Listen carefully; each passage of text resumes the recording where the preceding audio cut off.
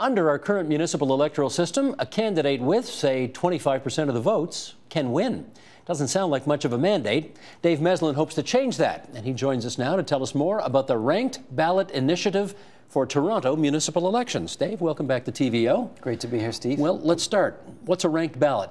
A ranked ballot is as simple as it sounds, and it's easy as 1, 2, 3. Instead of picking your favorite candidate, you rank your favorite, your second favorite, your third, and it allows you to not necessarily have to vote strategically. You can vote with your heart because of the way the mathematic works. What's the point of choosing 3 or 4 or 5 people instead of just one? Well, if you've ever watched a leadership race, I know you have, of course, and most of your viewers have, you'll know that in a leadership race in any political party in Canada, if no one gets 50% on the first count, there's no winner. You keep dropping off from the bottom, whoever has the least, and the supporters of that candidate can then say who they support second. The quicker way to do that, which the parties are switching over to now, is with the ranked ballot. Instead of saying, okay, everyone come back, Joe Schmo is off the ballot, who do you like second? If everyone's already ranked their choices 1, 2, 3, you can have an instant runoff. So you can do this for provincial, federal, local, for a party, and it allows you to instantly tabulate where the second choices would go. And the advantage of this is what? The advantage, there's so many advantages, it'll be hard to fit it into the segment. I'll try and pick the top 3 or 4. Number 1 is it eliminates strategic voting. So we have a lot of examples where people are told in an election, don't vote Green because you'll split this, don't vote NDP, you'll split that, don't vote Conservative. In the 2010 election, a lot of people were, the election for Toronto, a lot of folks were told, don't vote for Joe Pantalone. A vote for Joe is really a vote for Rob. So if you want to vote for Joe, vote for George. And all that mathematics confuses people and makes elections less inspiring. And with the ranked ballot, you know that there's no such thing as vote splitting, and it allows you to vote with your heart. So that's number 1. It makes campaigning more positive.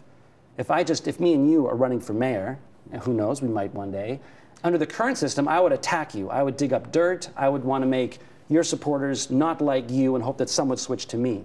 With the runoff, I'm hoping that your supporters, if you drop off, will put me second, so attacking you will backfire. So it might tone down the rhetoric a bit. Yeah, and I think that would be good for politics and would maybe make people feel a little more likely to engage, because people are turned off by the negative politics. There has been a suggestion out there that if you win, obviously if you got 10 candidates running, it's possible to win with only 25% of the votes because it's also fractured.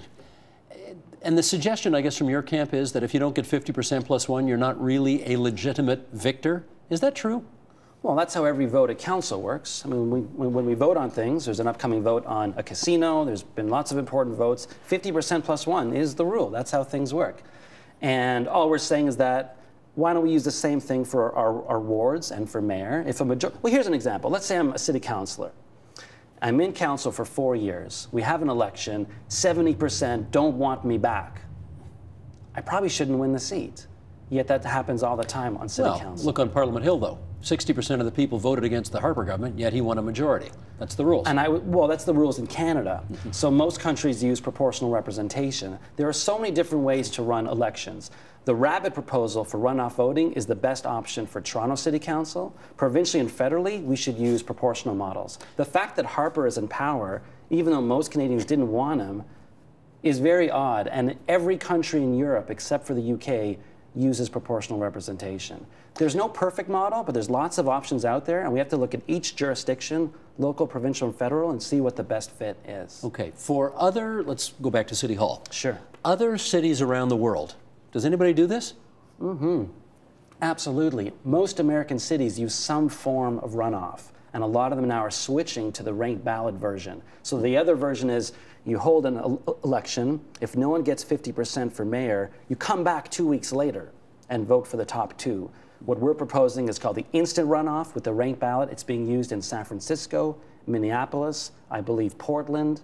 So it is quite common. It's being used more and more.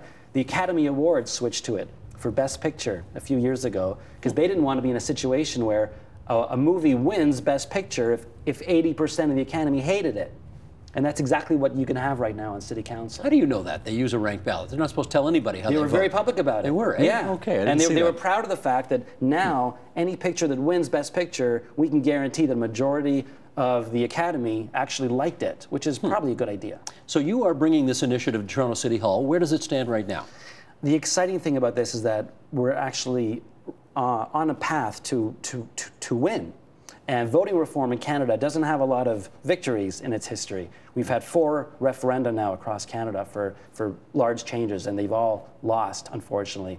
The exciting thing here is that we've got the right wing and the left wing working together, supporting something mutually, and we think we have enough votes to win. So winning a voting reform is rare, and getting the right and left to work together at City Hall is rare. And so what we're excited about is the fact that we're breaking down that polarization at City Hall, and that we're putting something forward that's constructive. It's a small, simple change that's winnable, and it's coming to council this year.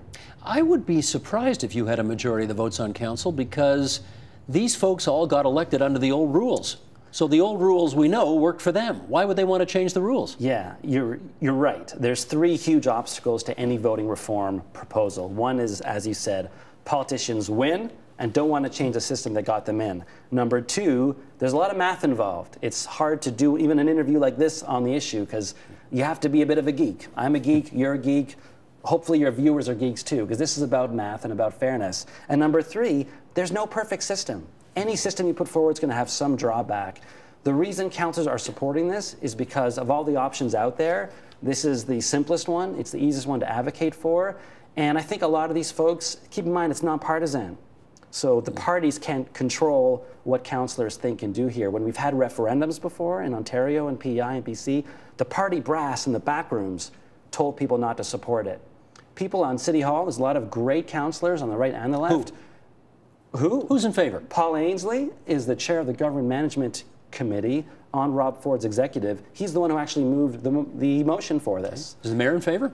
The mayor voted in favor of a motion for this in 2010, put forward by Case Otis. So the first former deputy mayor, and considered to be a right-leaning councillor. So we've got support coming from the right and the left. On our website, which is 123toronto.ca, you can see a list of 20 councillors, including Mike Layton, Sarah Doucette, Paul Ainsley, Michelle Berardinetti, Karen Stintz, Glenda Bearmaker, right across the spectrum. That's all very interesting, but sure is. As we all know, municipalities are creatures of the province, creations of the province, and so I mean, that's great, but obviously you need the province to change the rules to enable this to happen. Do you know whether or not they will?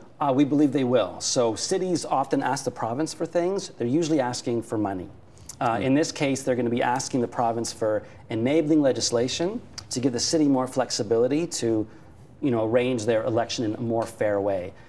This proposal, by the way, is already policy for the federal Liberal Party. They want to see this nationwide.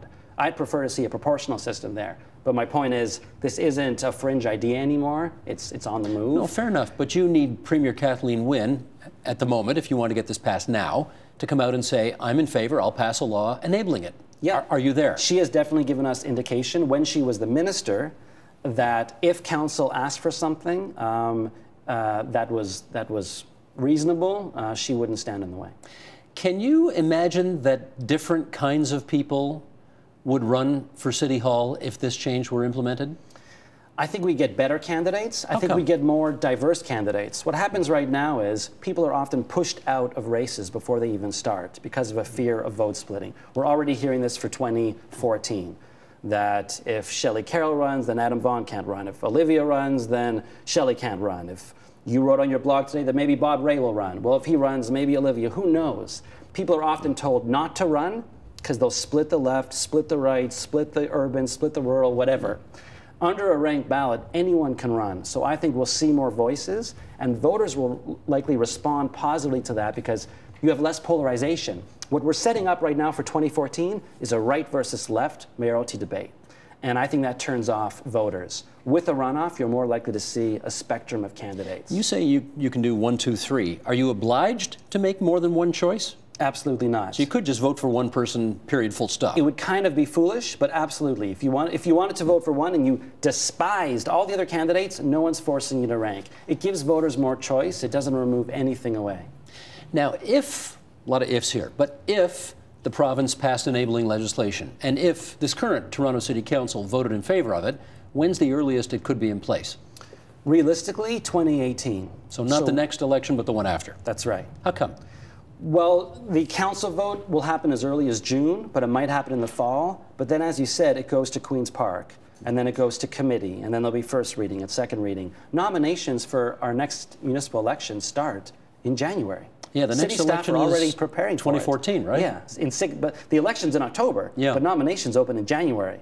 So it's way too late for the city election staff to implement a new system for 2014.